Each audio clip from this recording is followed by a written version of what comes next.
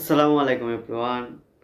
আপনাদের সামনে আজকে ক্যামেরাটা বন্ধ করার একটা মাত্র কারণ, আপনারা যারা মালদ্বীপে আসতে চান, আপনারা অনেকে জানতে চান যে মালদ্বীপের অবস্থা কী।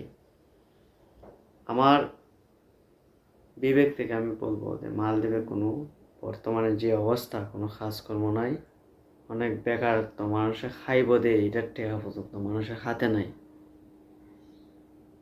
এই কারণে আমি বলতে কনস্ট্রাকশন কাজ, রাজমিস্ত্রির কাজ পর্যন্ত এই মালদ্বীপে এখন নাই। আপনারা যারা আসতে চান জেনে বুঝে সব কিছু বুঝে আসবেন। ফ্রি ভিসা নামক কোনো বিষয় আপনারা মালদ্বীপ প্রবেশ করবেন না। বর্তমানে মালদ্বীপের অবস্থা খুবই খারাপ। কাজ কামের সংকট ইদানিং বেশি।